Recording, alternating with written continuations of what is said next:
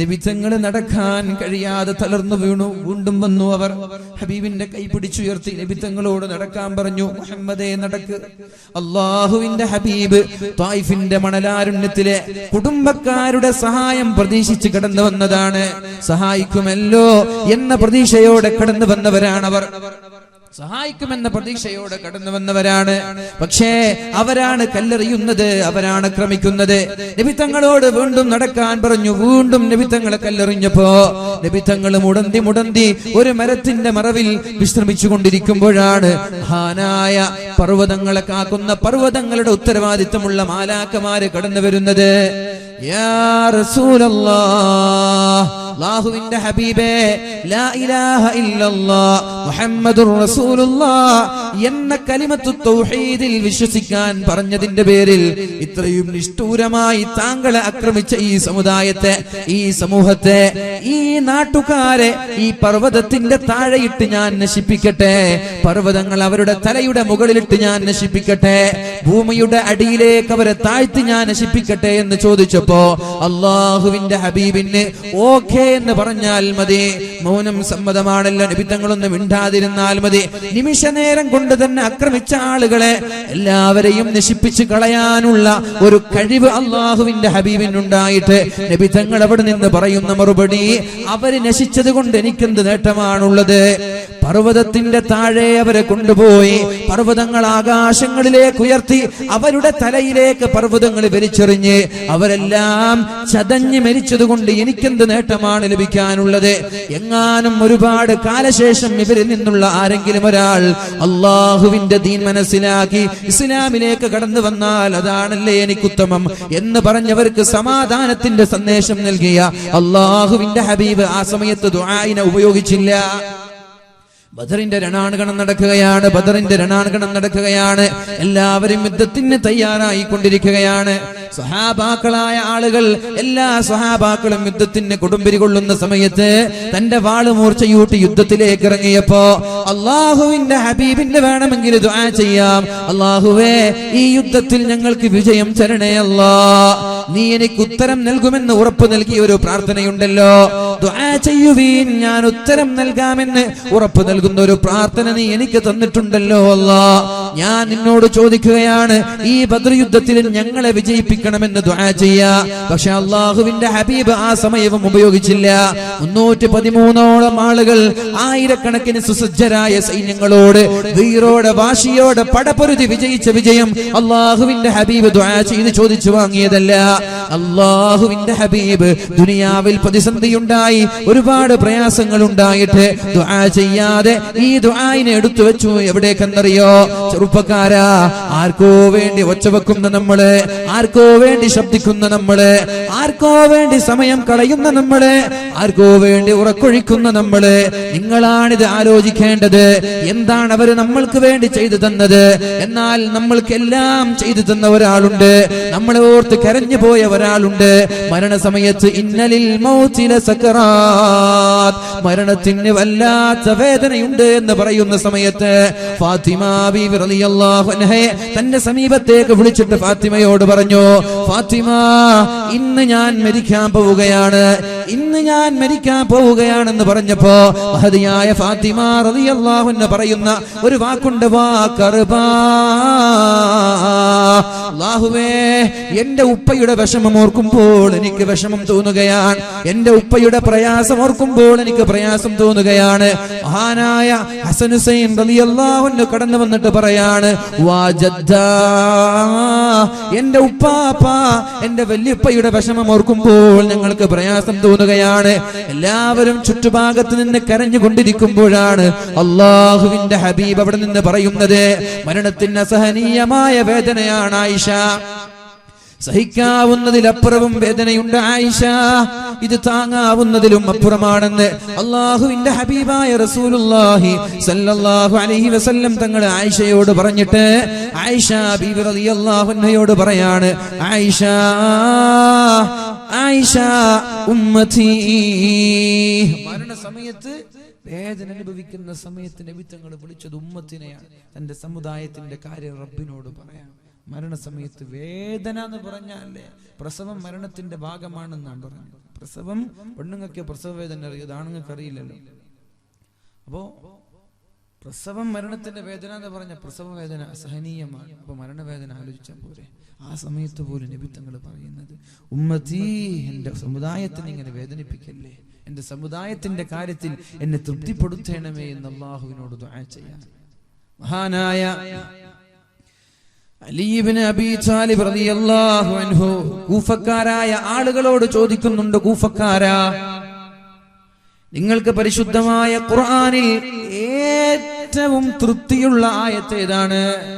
പരിശുദ്ധമായ ഖുർആനിൽ ഏറ്റവും സന്തോഷം നൽകുന്ന ആയത്ത് ഏതാണ്? അപ്പോഴാണ് കൂഫക്കാർ ഓതി കൊടുക്കുന്നത്, ഖുൽ യാ അയ്യുഹല്ലദീന അസ്റഫൂ ഖുൽ യാ അയ്യുഹല്ലദീന അസ്റഫൂ അലാ അൻഫുസിഹിം ലാ തഖ്നതൂ മിർ റഹ്മത്തില്ലാഹ്. തെറ്റുകൾ ഒരുപാട് ചെയ്ത്, തിന്മകളുടെ കൂമ്പാരങ്ങൾ ചെയ്ത്, ഒരുപാട് തെറ്റുകളിൽ മാത്രം മുഴുകി ജീവിച്ച ശരീരത്തോട് അതിക്രമം കാണിച്ച അടിമകളെ ഖുൽ നബിയെ പറഞ്ഞു കൊടുക്കു, നബിയെ, യാ അയ്യുഹല്ലദീന അസ്റഫൂ അലാ അൻഫുസിഹിം, വ്യഭിചാരത്തിന്റെയും മദ്യത്തിന്റെയും മയക്കുമരുന്നിന്റെയും അഡിക്റ്റായി കള്ളു കുടിച്ചു തോന്നിവാസം ചെയ്ത് കൊലപാതകം ചെയ്ത് ഫിത്നയുണ്ടാക്കി തിന്മ മാത്രം ചെയ്ത് നടക്കുന്ന ആളുകളെ, ലാ തഖ്നതൂ മിർ റഹ്മത്തില്ലാഹ്, നിങ്ങൾ അല്ലാഹുവിന്റെ കാരുണ്യത്തിൽ നിന്ന് നിരാശരാവാൻ പാടില്ല. നിങ്ങൾ ഒരുപക്ഷേ ജീവിതത്തിൽ അറിയാതെ വ്യഭിചരിച്ചു പോയിട്ടുണ്ടാവാം, കള്ളു കുടിച്ചിട്ടുണ്ടാവാം, കൊലപാതകം നടത്തിയിട്ടുണ്ടാവാം, ഒരുപാട് മോഷണങ്ങൾ നടത്തിയിട്ടുണ്ടാവാം. എന്നാലും നിങ്ങൾ നിരാശരാവാൻ പാടില്ല. അല്ലാഹു പുറത്തു തരുമോ എന്ന ചിന്ത പോലും നിങ്ങൾക്കുണ്ടാവാൻ പാടില്ല. ലാ തഖ്നതൂ മിർ റഹ്മത്തില്ലാഹ്, അല്ലാഹുവിന്റെ കാരുണ്യത്തിൽ നിന്ന് നിങ്ങൾ നിരാശരാവരുത്. ഇന്നല്ലാഹ യഗ്ഫിറുദ്ദുനൂബ ജമീഅ, എത്ര വലിയ പാപം ചെയ്താലും എത്ര വലിയ തെറ്റ് ചെയ്താലും നിങ്ങളുടെ പാപം അല്ലാഹു പുറത്തു തരുമെന്ന് ഒരു ആയത്തോതി കൂഫക്കാര് പറയാണ്. ഞങ്ങൾക്ക് ഏറ്റവും പ്രതീക്ഷയുള്ള ആയത്ത് ഇതാണ്. അലി തങ്ങളെ പ്രതീക്ഷ നൽകുന്ന ആയത്തല്ല. എന്താ പറഞ്ഞത്? തെറ്റ് ഒരുപാട് ചെയ്ത മനുഷ്യന്മാരെ നിങ്ങൾ നിരാശരാവണ്ട, ഞാൻ നിങ്ങൾക്ക് പുറത്തു തരുമെന്ന്. ഇത് മനുഷ്യന്മാരല്ല, ഇത് പടച്ചോനാണ്. മനുഷ്യന്മാര് പുറത്തരൂല, അവര് പുറത്തു കൊടുക്കൂല. എന്താ തെറ്റ്? എന്തെങ്കിലും ചെറിയൊരു പിറ്റി കേസ്, നടന്നു പോകുമ്പോ വാഹനത്തിന്റെ ടയറിൽ നിന്ന് ചളി തെറിച്ചതാകാം വർഷങ്ങളോളം പിണക്കവുമായി നടക്കാൻ ഒരു കാരണം. അല്ലെങ്കിൽ അയൽവാസിയുടെ തെങ്ങിൽ നിന്ന് തേങ്ങ വീണ് ഓട് പൊട്ടിയതാകാം വർഷങ്ങളോളം പിണങ്ങി നിൽക്കാൻ കാരണം. അല്ലെങ്കിൽ ഉമ്മ മരിച്ചപ്പോ സമ്പത്ത് ഓഹരി വെച്ച് കൊടുക്കുന്ന സമയത്ത് 1000 രൂപ അനുജന് കുറഞ്ഞതാവാം വർഷങ്ങളോടും ജ്യേഷ്ഠനോട് പിണങ്ങി നിൽക്കാൻ കാരണം. മനുഷ്യൻ പുറത്തു കൊടുക്കൂല, അല്ലാഹു മാപ്പ് നൽകുന്നവനാണ്, അല്ലാഹു പുറത്തു നൽകുന്നവനാണ്. യഗ്ഫിറുദ്ദുനൂബ ജമീഅ വമൻ യഗ്ഫിറുദ്ദുനൂബ ഇല്ലല്ലാഹ്, അല്ലാഹുവല്ലാതെ ഈ പാപങ്ങൾ ആരാണ് പുറത്തു തരുന്നത്? അല്ലാഹു പുറത്തു തരും. നിങ്ങൾ വിഷമിക്കേണ്ട, നിങ്ങൾ നിരാശരാവേണ്ട. ഈ ആയത്താണ് ഞങ്ങൾക്ക് ഏറ്റവും പ്രതീക്ഷയുള്ളത് എന്ന് അലി തങ്ങളോട് കൂഫക്കാര് പറഞ്ഞപ്പോഴാണ് അലി തങ്ങൾ പറയുന്നത് അതല്ല, ആ ആയത്തല്ല, ഇതിനേക്കാളും പ്രതീക്ഷ നൽകുന്ന മറ്റൊരു ആയത്തുണ്ട്, ഞാൻ ഓതിത്തരട്ടെ. ഏതാണ് ആ ആയത്ത്? ബിസ്മില്ലാഹിർ റഹ്മാനിർ റഹീം. والضحى والليل إذا سجى ما ودعك ربك وما قلى وللآخرة خير لك من الأولى ولسوف يعطيك ربك فترضى ألم يجدك يتيما فآوى ووجدك ضالا فهدى ووجدك عائلا فأغنى فأما اليتيم فلا تقهر وأما السائل فلا تنهر. والضحى ഈ സൂറത്തിൽ വലിയൊരു പ്രതീക്ഷയുണ്ട്. അതെന്താണ്? വലസൗഫ യുഅതീക റബ്ബുക ഫതർലാ. നബിയേ, എന്താണോ നിങ്ങൾക്ക് ഇഷ്ടമുള്ളത് ഞാനത് തരാം. നമ്മളോട് പറയാണ്, നിങ്ങൾക്ക് എന്താ വേണ്ടത് നിങ്ങൾ ഇപ്പൊ ചോദിച്ചോളൂ, ഞാൻ തരാമെന്ന് പടച്ചോൻ വന്നിട്ട് പറഞ്ഞു. നിങ്ങൾ എന്താ പറയാ? പടച്ചോൻ എനിക്ക് നല്ലൊരു വീട് വേണം, നല്ലൊരു വണ്ടി വേണം, ഇങ്ങനെയൊക്കെ ഒരാൾ പറയാ. പിള്ളമാരാണെങ്കിൽ നല്ലൊരു ആപ്പിൾ 7 വേണം അല്ലേ. ആപ്പിൾ ഇറങ്ങിയാൽ അത് ഇറങ്ങിയ ദിവസം തന്നെ കിട്ടാൻ വല്ല വഴി ഉണ്ടെങ്കിൽ അത് വേണമെന്നാ പറയാ. ചെറുപ്പക്കാർ കുറച്ചും കൂടി പക്വതെത്തിയ ഒരു ബുള്ളറ്റൊക്കെ വേണമെന്ന് ആഗ്രഹിക്കുക അല്ലേ. അല്ലാഹുവിന്റെ ഹബീബിനോട് അല്ലാഹു പറയാണ്, വലസൗഫ യുഅതീക റബ്ബുക ഫതർലാ, നിങ്ങൾക്ക് എന്താണോ നബിയെ വേണ്ടത് ഞാനത് തരാം. വലസൗഫ യുഅതീക റബ്ബുക ഫതർലാ, അല്ലാഹു താങ്കൾക്ക് തൃപ്തിയാകുന്നത് വരെ നൽകും നബിയെ. അപ്പോഴാണ് അല്ലാഹുവിന്റെ ഹബീബ് പറയുന്നത്, ഇദൻ ലാ അർലാ വവാഹിദും മിൻ ഉമ്മതി ഫിന്നാർ.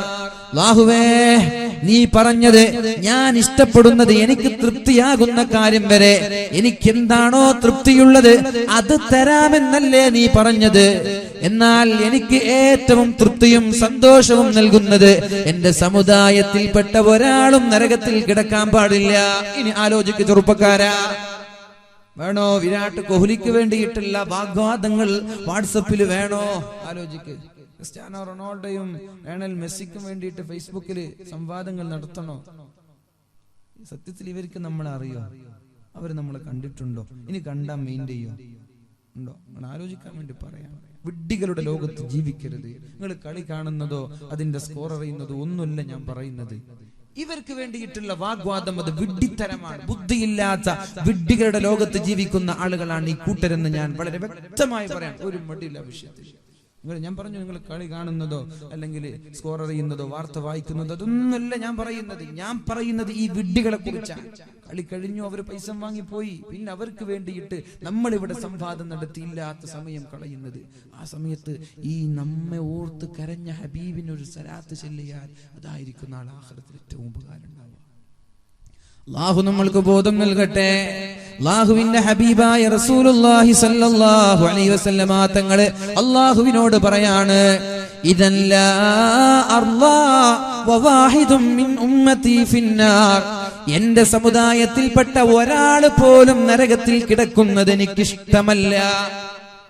സമുദായം എന്ന് പറഞ്ഞ നബി തങ്ങളുടെ കാലം മുതൽ അന്ത്യനാൾ വരെ, ഖിയാമത്ത് നാൾ വരെയുള്ള എന്റെ സമുദായത്തിലെ ഒരാളും നരകത്തിൽ കിടക്കുന്നത് എനിക്ക് ഇഷ്ടമല്ല. നബി തങ്ങൾ അല്ലാഹു പറഞ്ഞു, ഞാനത് തരാം.